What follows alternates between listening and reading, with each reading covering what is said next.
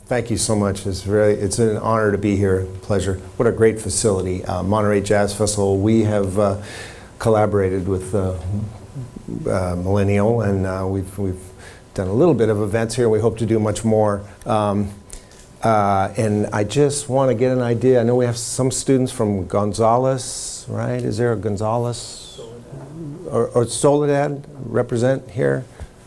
I thought there, what, maybe?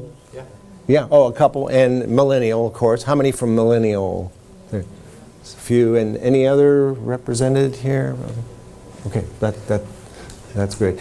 And I just want to tell you, well, it's a little exhausting hearing about some of the stuff I do, but just because I do a lot, like a lot of us, and so, but just happy to be with you. I am like you, and you know, just learned and developed a passion, interest.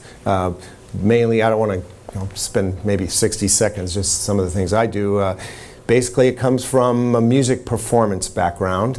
Performing, yes, I play. I guess a woodwindist. Play saxophones, flutes, and use piano for teaching music theory and things like that. But basically, so much of what I've done, and we're finding now in contemporary times that folks just tend to have more than one career. Maybe it didn't used to be that way historically. You worked your job and maybe that was it, where people are living longer now, which is great, and people are having various careers. So we've done a lot of things surrounded by music. I like to tell students that I look at it in terms of almost like throwing a pebble into a pond or a body of water where it creates those circles around these concentric circles.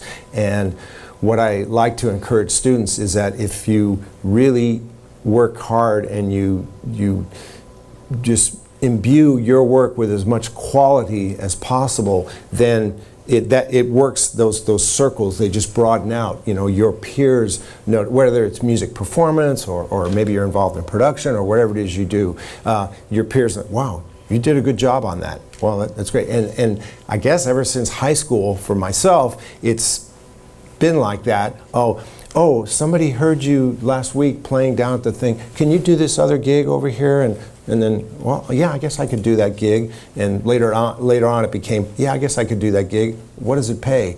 And things like that. So, and then that grows. And somebody heard you at this other thing. Now, can you be involved in this production aspect, or can you record over here? And it has just grown from there. Yes, and the other kind of hat besides music performance, I don't want to get into that, but some of you do. Are there any folks that actually play music? You play an instrument or sing? Anybody? There's one person. Oh, two. Oh, okay. We've got some people that play various instruments, sing.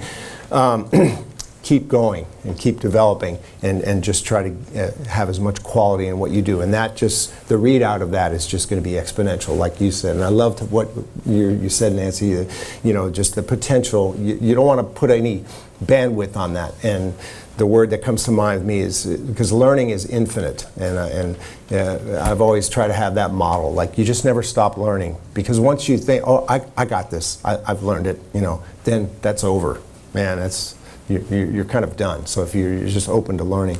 The other hat that I've worn is music recording and production. I taught at CSUMB for 12 years the music recording and music technology. And by virtue of, I kind of, those of you who are interested in audio production, and I'm not a huge video guy, but I love learning about that, so I'm more on the audio side. From just doing a million recording sessions, and I did have some wonderful serendipitous opportunities to get into the kind of the early stages of the digital audio revolution, which we now live in. I mean, I love analog too, don't get me wrong. I love analog, but digital is where we live. So, that's, I had some great opportunities, mostly with other folks' money because working in studios, I've worked at Capitol Records in LA and Angel Recording Studios in London, and I just had a session last week at Fantasy Studios up in Berkeley, and those are expensive places. But now we know you can do it at home. You can have a recording studio, in your bedroom. I wrote and developed the music, the curriculum for music recording and technology at CSUMB, and for a little, and I still retain my position. This is more on the music performance side at UC Santa Cruz. For a little while, about 2001, around in there, I actually taught at 3 colleges. I did teach music recording at MPC for a couple semesters. They couldn't get anybody else, so and John Anderson asked me. So, but at CSUMB we had some wonderful opportunity. They're just throwing up a few photos. This is from Fantasy Studios in Berkeley, recording a big band. This is SF Jazz All Stars Orchestra. So you get a chance to see what a big studio looks like. Let me just carry on here before my time's up. One of the themes of today I know was about staying current. Yes. Teachers, students, administrators must stay updated on the arts, especially as related to technological advances and new forms of expression. We all know that. When teaching recording at CSUMB, I always use the expression to students that the new gear and equipment has kind of a half-life, if you will.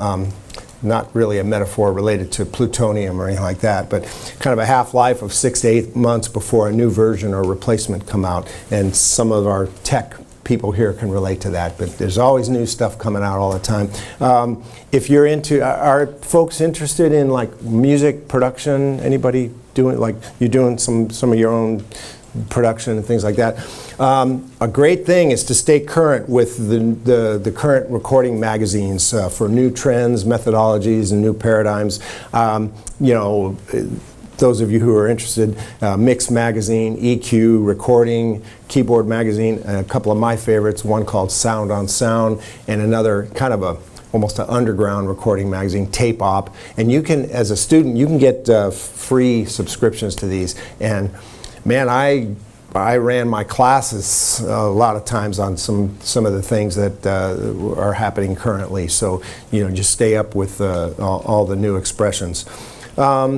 There's one document, I'm not sure if they'll throw it up, but I'll go quickly through this. There's a famous recording engineer by the name of Roger Nichols. He passed away a little while ago, but very, very famous, won 8 Grammys, and probably the most famous for being the engineer for a very famous pop band called Steely Dan. And they're just noted as just the super high quality recordings. Of course, he worked with everybody in the pop field, and Frank Zappa and a lot of pop stars and everything. He had an article called "There's Nothing to Do in Audio," and he starts out saying, "I hear this complaint at least once a week. It sounds like my kids when they sit around over the weekend. There's nothing to do." Well, all you have to do is look around. There's plenty to do, and there's plenty of work in the field of audio, too. He's got, oh man, it must be about 35 bullet points. I won't go through them. That's a mixing and soundboard at Fantasy Studios. It looks a little daunting. It's called an SSL, and it's I don't know, at least 48 tracks. But those of you into production, basically it's one module just duplicated maybe 48 times. So if you learn one module, you kind of have it, but it's a lot of fun to work around. A mixing console like that costs about probably $600,000, something like that. So like, I don't know, maybe a small house, but it's used, and there may be a photo from the one at CSUMB that we had, but it's a lot of fun. Let me just go through a couple of these. So some of you are wondering, yeah, I'm into production. I'm not a big performance person. I like music. I like sound. Recording engineer, of course, that's the one everybody wants to be. I want to be a recording engineer. And,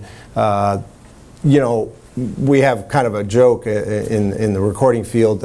You start out as like an assistant or a second engineer. And the studios I worked in LA, there was always like a second or third engineer, usually a guy with a ponytail. And they just kind of, a lot of times you work for free and you do what they call pull wire, maybe for a couple of years. You know, the chief engineer tells you, okay, do this, patch this in, pull wire. You know, some of the students here, you know what I'm talking about. Or you get coffee for people, and you do that, and then there's one day where the chief engineer is sick or has an emergency, and there's a session.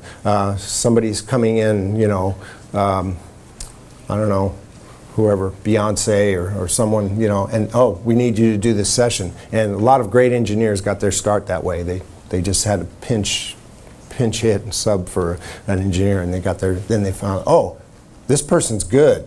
And I've worked with some wonderful lady and gentleman engineers. I've worked at Skywalker Ranch, the Lucas film place up in Marin County, great studio. Leslie Ann Jones, yeah, one of the best engineers in the world. So ladies, you know, there's so much opportunity for you.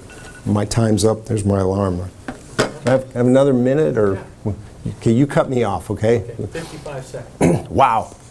Okay, so mixer, surround mixing, spatial perception, if you like 3D audio, archiving and restoration, so much of that is going on. Forensic audio, as you know, and you see the news, all these things happen now, of course, with security cameras and things like that. Forensic audio is a big deal. They have ways now to just take audio that's just so messed up and put them through these cleaning tools to actually find out what people said.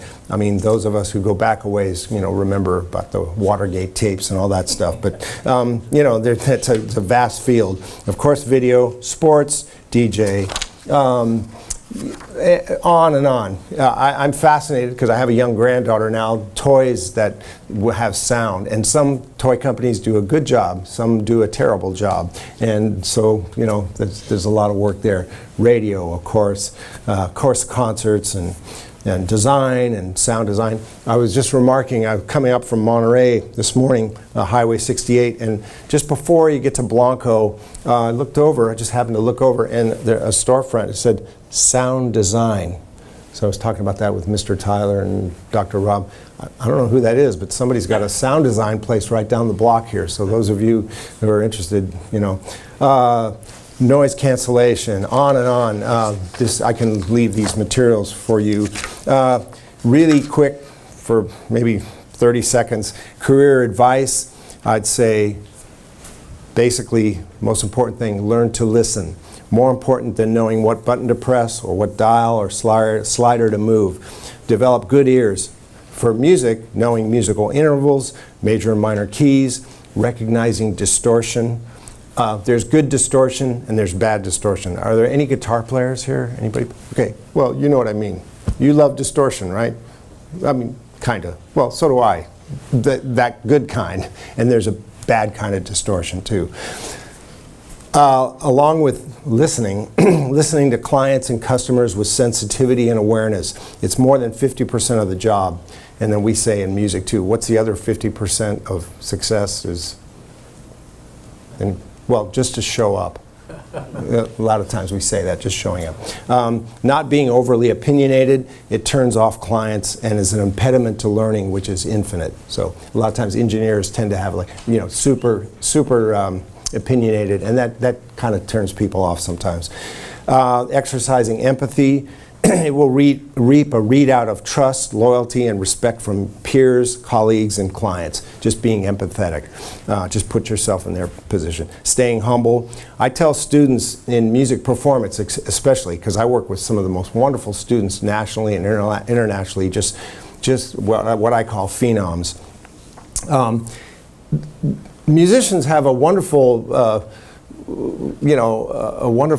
model there. You play a performance, classical, jazz, and what happens is immediately after you play, the audience applauds, you know. And I remind them sometimes, there are people all across the land, all across the world, that are working their job diligently in their cubicle, and they're lucky if like 6 months go by and maybe a supervisor or boss come by their cubicle and say, oh yeah, this is a decent job on that project you did. And then, but musicians, we you know, so just keep that in mind. Staying humble is a really good thing. Following through and going the extra mile, needless to say, I don't have to go on about that. Much of the job is fixing problems, especially in technology. A key, learn to improvise and study creativity. At CSUMB, the IT department, bless their hearts over there, I'm sure it's much better now. There was a little bit of a learning curve and a lot of software, hardware things we just figured out, but you just be creative, and we had to fix problems, you know, ourselves. That's why I encourage the study of jazz, because if you know anything about jazz, improvisation is a big part of it.